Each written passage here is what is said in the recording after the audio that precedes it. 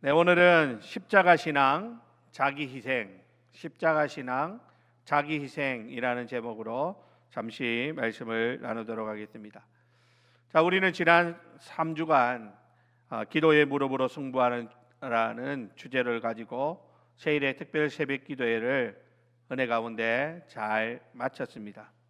우리가 하나님 앞에서 흘린 기도의 땀방울과 눈물은 우리의 영혼을 소생시킬 뿐만 아니라 여러분들의 가정과 교회를 든든하게 세우는 밑거름이 된 줄로 믿습니다. 여러분, 우리가 그런데요, 새벽마다 무릎 꿇고 기도했던 그 하나님의 능력은 과연 어떤 것이었을까요?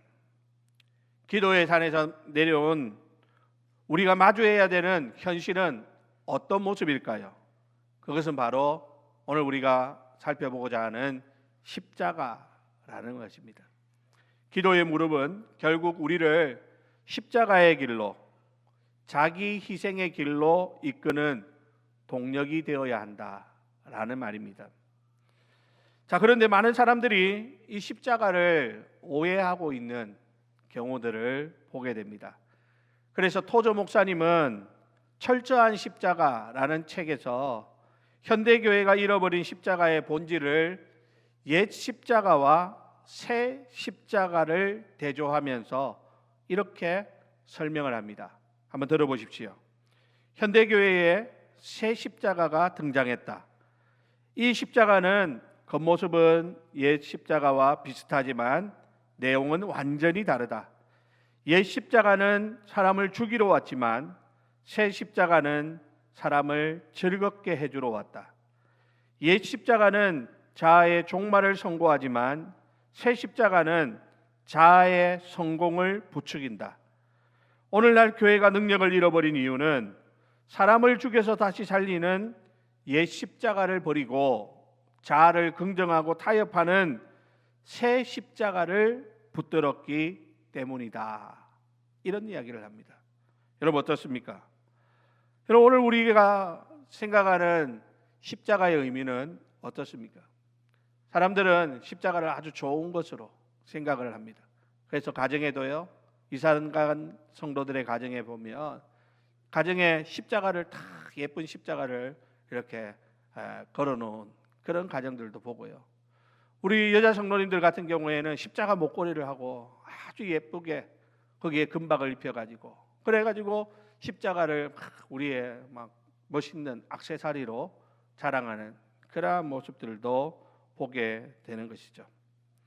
여러분, 우리가 2026년 새해 표어로 십자가 신앙을 회복하라 이것을 정하고 함께 기도하고 달려가고 있는데, 여러분, 여기서 말하는 십자가는 아까 토조 목사님이 이야기했던 새 십자가일까요? 옛 십자가일까요? 예, 그렇습니다. 새 십자가가 아니라 우리 자아를 죽이고 예수의 생명으로 다시 살리는 옛 십자가의 능력을 회복하는 것, 그것이 올 한 해 우리 교회의 표라고 하는 것입니다. 그래서 지난주에는 십자가 신앙 가운데 자기 부인이라고 하는 자아의 죽음을 함께 살펴보았고, 오늘은 그 죽음 너머에 있는 이제 자기 희생의 삶을 우리가 함께 살펴보고자 합니다. 기도로 충전된 이 에너지를 내 성공을 위해서 쓰는 것이 아니라 누군가를 위해서 나를 내어주는 희생의 제물로 하나님 앞에 드릴 수 있는 우리 모두가 되기를 주님의 이름으로 부탁을 드립니다. 자, 여러분, 오늘 본문 마가복음 10장에는 바로 이 옛 십자가와 새 십자가가 충돌하는 그러한 장면을 아주 적나라하게 표현하고 있습니다. 자, 오늘 본문을 먼저 살펴보면 지금 본문이 펼쳐지고 있는 상황이 실로 기가 막힙니다. 왜냐하면 예수님께서는 예루살렘으로 올라가시는 길에서 오늘 우리가 읽은 본문 바로 앞단락에서 세 번째로 자신의 순환과 죽음 그리고 부활을 예고하셨기 때문입니다. 자, 한번 볼까요? 33절 34절입니다. 우리 다 같이 한번 읽겠습니다. 시작. 보라, 우리가 예루살렘에 올라가노니 인자가 대제사장들과 서기관들에게 넘겨짐에 그들이 죽이기로 결의하고 이방인들에게 넘겨주겠고 그들은 능욕하며 침뱉으며 채찍질하고 죽일 것이나 그는 3일 만에 살아나리라 하시니라. 아멘. 자, 여러분, 예수님께서 이 말씀을 하실 때 이 분위기가 어떠했을 것이라고 생각이 됩니까? 예수님이 지금 당신이 사람들에게 넘겨져서 죽임을 당하고 능욕당하고 침뱉고 채찍질하고 그러면서 죽임당하고 결국 다시 3일 만에 부활하실 것을 말씀하시는 이 분위기는 결코 막 밝은 분위기가 아니라 어쩌면 아주 무겁고 비장한 그런 분위기 가운데 예수님께서 이 말씀을 하고 있는 것이죠. 그런데 여러분, 이 비장함이 감도는 그 길 위에서 야고보와 요한이 뜬금없는 이야기를 예수님에게 던지고 있습니다. 오늘 우리가 읽었던 37절입니다. 다 같이 읽어볼까요? 시작. 여짜오되 주의 영광 중에서 우리를 하나는 주의 우편에 하나는 좌편에 앉게 하여 주옵소서. 자, 여러분 보십시오. 이 장면이 어떻습니까? 좀 황당하고 충격적이지 않습니까? 우리 예수님은 당신의 죽음을 말씀하고 있는데 제자들의 머릿속에는 뭐가 있으세요? 자리만 탐하고 있는 그러한 모습입니다. 예수님은 희생을 생각하고 말씀하고 계시는데 야고보와 요한은 자기들이 받을 보상에 대해서 계산하고 있더라라고 하는 것입니다. 여러분, 이것은 결코 제자들의 철없는 행동이라고 치부할 수 없습니다. 이것은 바로 타락한 우리 인간의 본성을 적나라하게 보여주는 그러한 모습이라고 할 수 있습니다. 오늘 이것을 보면 그들에게 있어서 예수님은 어떤 분인가를 알 수 있죠. 그들이 바라는 예수님은 어떤 분입니까? 그들이 바라는 예수님은 메시아가 아닙니다. 그들이 바라는 예수님은 자신의 욕망을 실현시켜줄 정치적인 인물에 불과했다라는 사실을 우리는 알 수 있습니다. 여러분, 이것이 바로 앞에서 말했던 토저 목사님이 경계했던 새 십자가를 추구하는 자들이 누리는 십자가 없는 영광, 희생 없는 승리만을 바라보는 모습이라고 할 수 있는 것이죠. 자, 그런데 여러분, 더 충격적인 것은 나머지 10명의 제자들이 어떻게 반응하는가를 보면 충격적입니다.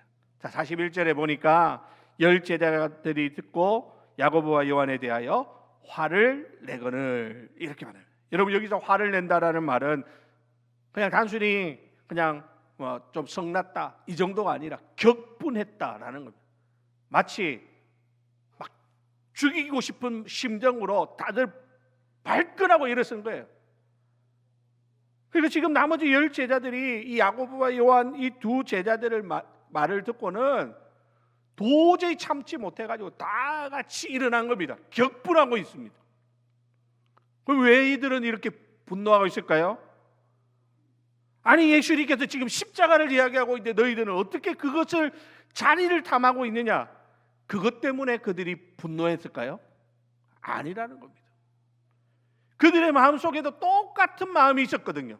그런데 선수를 빼앗겼다는 거죠. 새치기를 당했다는 겁니다. 우리가 그 말을 해야 되는데 우리가 그 말하고 예수님 나를 오른쪽에 좀 앉혀주십시오. 하다못해 나를 왼쪽에라도 앉혀주십시오. 일하고 싶은데 저들이 먼저 예수님에게 그 이야기를 한 것에 대해서 시기심과 경쟁심으로 인하여 아주 분노하는 그러한 모습을 나타내고 있다라는 것입니다. 그러니까 여러분, 지금 야고보와 요한이나 나머지 10명의 제자들이나 똑같은 욕망을 갖고 있더라는 것입니다. 여러분, 이것을 보면 십자가의 정신이 사라진 제자들의 공동체 안에는 여전히 세상의 질서, 즉 누가 더 크냐라는 논리가 지배하고 있다라고 하는 것을 알 수 있습니다. 사랑하는 우리 성도 여러분, 오늘 우리는 12 제자들의 이런 모습을 보면서 아니 어떻게 제자들이 저럴 수 있어?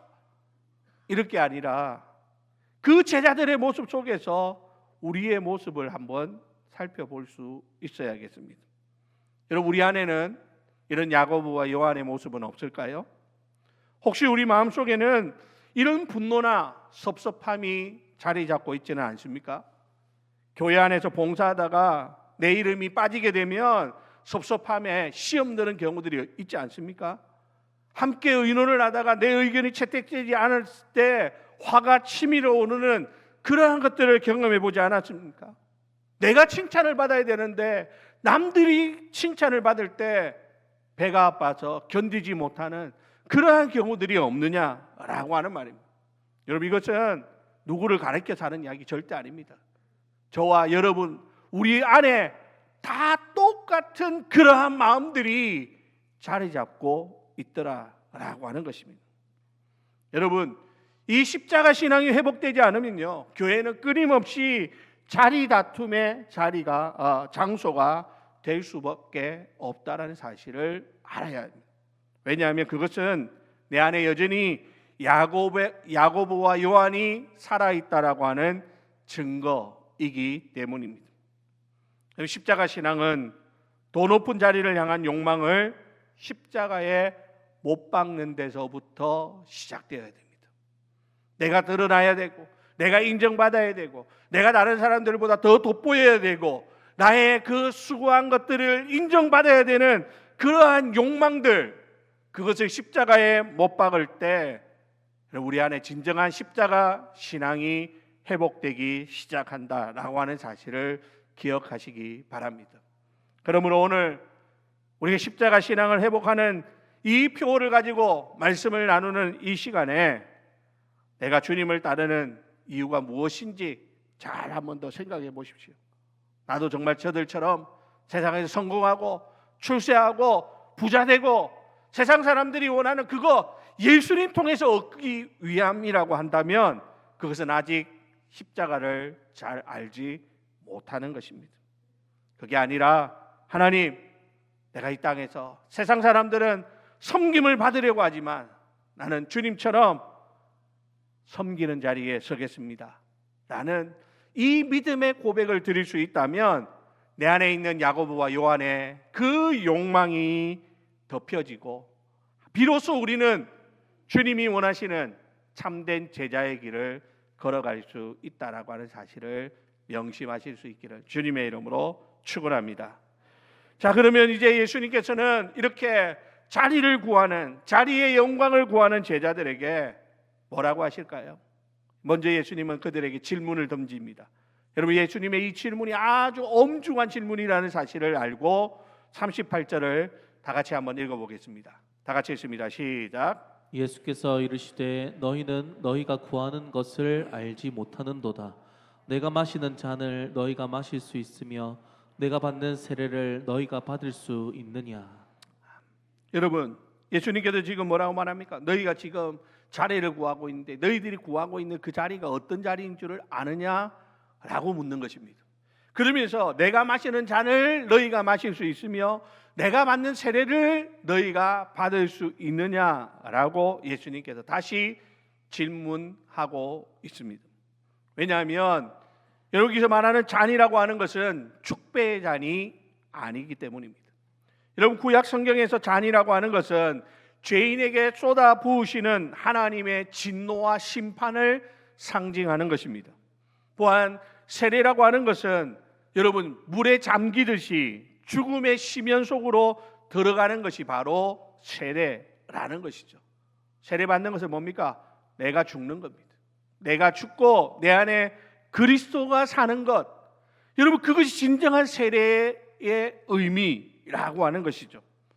그래서 우리 예수님께서는 죄 없으신 분으로서 우리가 받아야 할 모든 저주의 잔을 홀로 다 마시고 십자가의 죽음 속으로 들어가신 것입니다.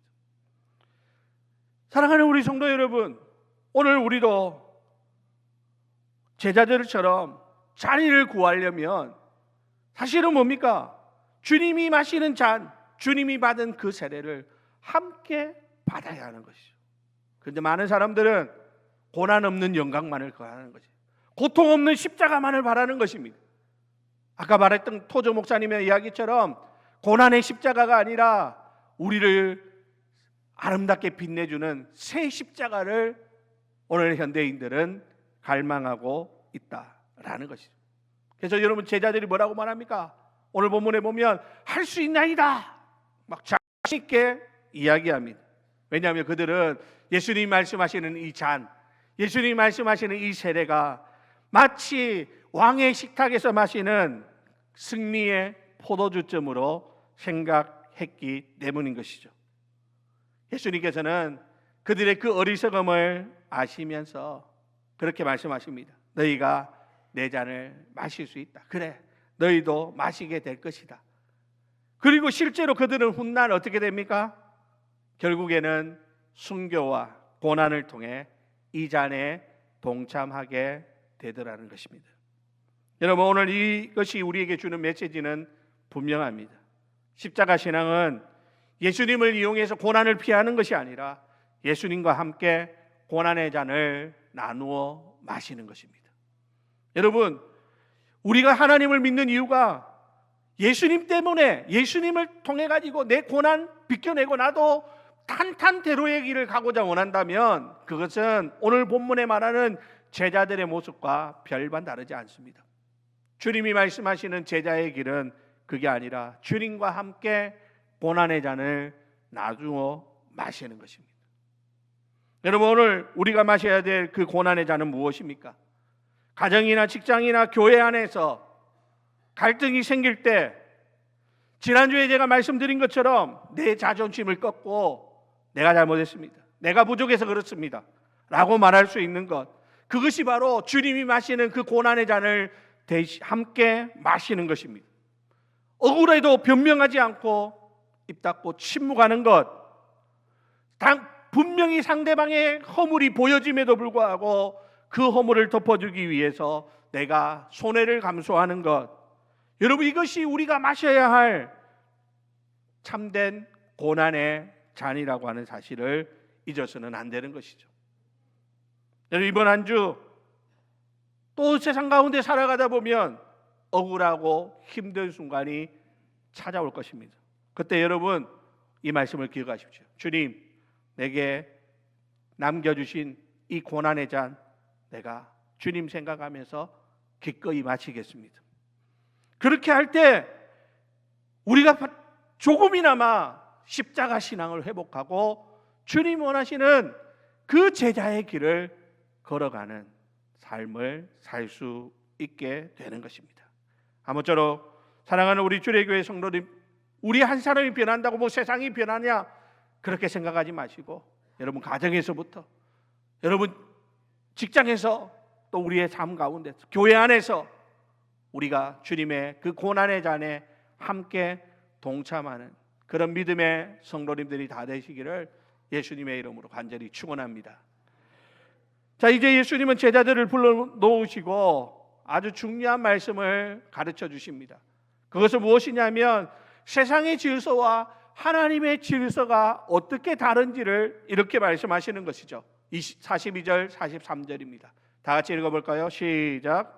예수께서 불러다가 이르시되 이방인의 집권자들이 그들을 임의로 주권하고 그 고관들이 그들에게 권세를 부리는 줄을 너희가 알거니와 너희 중에는 그렇지 않을지니 너희 중에 누구든지 크고자 하는 자는 너희를 섬기는 자가 되고. 아멘. 자, 여러분, 우리가 사는 이 세상의 집권자들은 어떻게 산다고 말합니까? 여기 보니까 백성 집권자들이 그들을 임의로 주관하고 그 고관들이 그들에게 권세를 부린다라고 말하고 있죠. 여러분, 여기서 임의로 주관한다라는 것은 위에서 아래로 찍어 누르는 아주 폭력적인 지배를 의미하는 말입니다. 세상의 이 피라미드 구조 속에서는 어떻게 해야 올라설 수 있습니까? 남을 밟고 올라서야 되는 것이죠. 남을 밟고 올라서야 그 사람은 성공한 사람이 되는 것입니다. 출세하는 사람이 될 수 있습니다. 다른 사람의 희생을 담보로 나의 영광을 쌓아가는 구조가 이 세상의 질서라고 하는 것입니다. 그런데 오늘 우리 예수님은 뭐라고 말씀합니까? 43절 앞에 보니까 너희 중에는 그렇지 않을지니 라고 말씀하면서 아주 단호하게 선을 긋고 있죠. 그러면서 예수님은 하나님 나라의 위대한 새로운 질서를 이렇게 정의하고 있습니다. 44절 우리 다 같이 읽어보겠습니다. 시작. 너희 중에 누구든지 으뜸이 되고자 하는 자는 모든 사람의 종이 되어야 하리라. 할렐루야. 여러분, 그렇습니다. 하나님 나라에서는요, 으뜸이 되려면 어떻게 해야 된다고요? 종이 되어야 한다. 세상에서 으뜸이 되려면 절대 종이 되면 안 됩니다. 절대 업신여김을 당하면 안 됩니다. 다른 사람들이 무시하지 못하도록 힘을 가져야 됩니다. 권세를 누려야 됩니다. 그 힘과 권세를 가지고 다른 사람들을 찍어 누르면서 그 사람들의 머리를 밟고 올라서야 세상에서는 성공한 사람이다, 출세한 사람이다, 이런 이야기를 들을 수 있습니다. 그러나 하나님의 나라에서는 아니라는 것이죠. 하나님의 나라에서는 으뜸이 되고자 하는 자는 종이 되어야 된다, 이렇게 말씀하고 있습니다. 여러분, 43절에 섬기는 자 디아코노스라는 말과 44절에 종 둘로스라는 말을 우리가 기억해야 됩니다. 여러분, 섬기는 자는요, 식탁에서 시중 드는 사람을 의미합니다. 다른 사람들은 아주 우아하게 밥을 먹고 있는데 자기는 자기 배를, 그 굶주린 배를 움켜쥔 채 다른 사람들의 식탁을 도와야 되는 사람입니다. 그리고 돌로스, 종이라고 하는 말은 뭡니까? 종은 어떤 사람입니까? 자신의 소유권과 인격적인 권리를 모두 주인에게 박탈당한 사람들, 한마디로 말해서 노예를 가리키는 말이 둘로스라는 말입니다. 그러니까 지금 예수님께서 너희 중에 누구든지 으뜸이 되고자 하는 자는 모든 사람의 종이 되라 라고 하시는 이 말씀은 너 좀 착하게 좀 살아라, 조금 양보하면서 좀 살아라, 네가 조금만 양보하면 안 되냐, 네가 조금만 손해보면 되지 않느냐, 이 정도의 말씀을 하시는 것이 아니라는 것이죠. 지금 예수님의 말씀은 뭡니까? 너 진정으로 하나님 나라에서 위대해지고 싶냐? 너 진정으로 하나님 나라에서 높은 자리에 앉고 싶냐?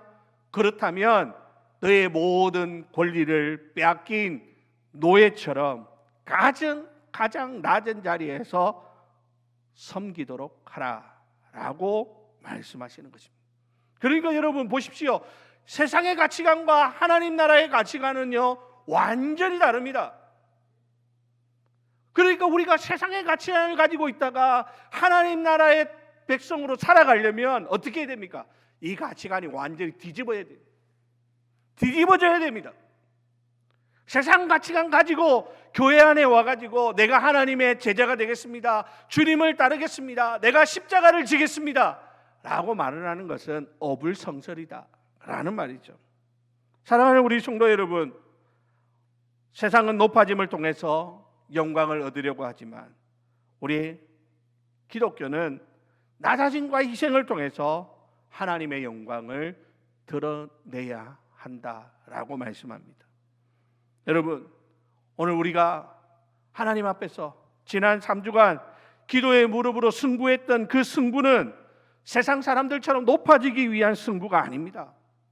내 자존심을 깎는 승부, 내 교만함을 내려놓는 승부, 그리하여 형제를 위해서 내 등을 내어주는 진정한 섬김의 승부를 위해서 우리는 기도의 무릎을 꿇었던 것입니다.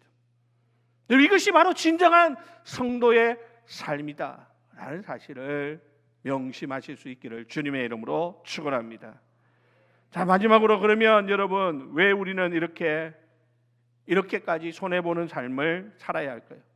왜 우리는 이처럼 바보처럼 희생해야 합니까? 그 근거는 바로 예수 그리스도의 때문입니다. 그 이유가 오늘 마가복음 전체의 요절이자 복음의 핵심인 오늘 본문 45절에 이렇게 설명되고 있습니다. 다 같이 읽습니다. 시작. 인자가 온 것은 섬김을 받으려 함이 아니라 도리어 섬기려 하고 자기 목숨을 많은 사람의 대속물로 주려 함이니라. 아멘. 자, 여러분 보십시오. 인자가 온 것은 섬김을 받으려 함이 아니라 도리어 섬기려 하고 자기 목숨을 많은 사람의 뭘로? 대속물로 주려 함이다. 여러분, 여기서 대속물이라는 말은요, 전쟁, 포로나 노예를 해방시키기 위해서 지불하는 몸값을 가리키는 말입니다. 이것을 구약의 제사 제도와 연결하면 죄 지은 인간을 대신해서 죽임당하는 어린 양을 의미한다라고 볼 수 있겠죠. 어린 양이 대속물이 되는 거죠. 이것은 신약에서는요, 예수님께서 우리를 죄와 사망의 노예 상태에서 해방시키기 위해 돈이 아닌 당신의 목숨 전체를 지불하시는 것으로 증명되어졌습니다. 자, 그러니까 여러분, 우리는 흔히 그런 이야기를 합니다. 예수 믿으면 우리의 모든 죄를 하나님이 다 용서해 주신다. 그래서 우리는 은혜 받은 사람이다. 맞는 말이죠. 근데요, 엄밀하게 말하면 틀린 말입니다. 제가 전에도 한번 말씀을 드렸는데요, 하나님은 우리의 죄를 용서해 주신 것이 아니라 하나님은 우리의 죄를 철저하게 죄값을 다 받으셨습니다. 누구에게 받았습니까? 예수님에게 받은 거예요. 그러니까 우리는 용서받은 죄인이 아니라 죄값을 다 치르고 의인이 된 하나님의 자녀라고 하는 사실을 우리는 잊어서는 안 된다라는 것이죠. 예수님의 자기 희생이 없었다면 우리는 죄로 말미암아 죽어야 하는 자들입니다. 예수님의 십자가 죽음이 없었다면 우리는 우리 죄 때문에 마땅히 심판받을 수밖에 없는 자들입니다. 그런데 예수님께서 우리의 대속물이 되어 주심으로 말미암아 우리는 죄에서 자유하게 되었고, 이제는 하나님의 자녀라고 하는 당당한 신분을 가지고 살아갈 수 있는 하나님의 사람들이 된 것입니다. 그러므로 사랑하는 거 여러분, 십자가 신앙을 회복한다라는 것은 뭡니까? 이제는 나도 누군가를 살리기 위해서 작은 희생물이 되는 것입니다. 작은 대속물이 되는 것. 내가 죽어야 내 배우자가 삽니다. 내가 죽어야 부모가 희생해야 자녀가 살아납니다. 교회 안에서도요, 누군가가 희생하고 헌신해야 교회가 부흥하고 회복될 수 있는 것이죠. 여러분, 지난 3주 동안 새벽마다 여러분 보니까 본당에 들어오면 따뜻한 차 한 잔씩 손에 쥐고 들어오는데 그게 그냥 나오는 걸까요? 아니에요. 저보다 더 일찍 우리 1, 2남전도의 회원들이 나와가지고 따뜻한 차를 끓이는 거예요. 그러니까 우리는 그냥 컵만 갖다 대면 그 따뜻한 차를 들고 나와서 우리의 이 추운 육신을 데필 수 있는 은혜를 누리는 것이죠. 누군가의 희생이 있기 때문에 누군가는 그 평안을 누린다는 것이죠. 사랑하는 성도 여러분, 그렇습니다. 오늘 우리 가정이 행복하기를 원한다면 어떻게 해요? 내가 죽어야 사는 거죠. 내가 죽어야 가정이 사는 것입니다. 여러분, 우리 사랑방이 살려면 내가 죽어야 합니다. 우리 전도회가 살기 위해서 필요한 것은 뭡니까? 내가 죽는 그러한 사람들이 많아질 때 우리 전도회에 참여하는 모든 사람들이 전도회에 와서 은혜 받고 행복하고 함께하기를 원하는 사람으로 변화될 수 있다라고 하는 사실입니다. 교회도 마찬가지예요. 여러분, 교회도 마찬가지입니다. 누군가의 희생과 헌신이 있어야 교회가 회복되고 교회는 부흥될 수 있다라고 하는 사실을 기억하시기 바랍니다. 이걸 잃어버리면 안 돼요. 그래서 이 작은 대속물, 우리가 내가 바로 그 작은 대속물이 될 때 내 가정이 살고 사랑방이 살고 전도회가 살고 교회가 사는 놀라운 역사가 일어나게 된다라고 하는 사실을 믿으시기를 주님의 이름으로 축원합니다. 그러므로 여러분, 2026년 올 한 해 여러분들의 가정에서 내가 죽으십시오. 내가 사는 것이 아니라 내가 죽어야 돼요. 사랑방에서도 내가 죽어야 됩니다.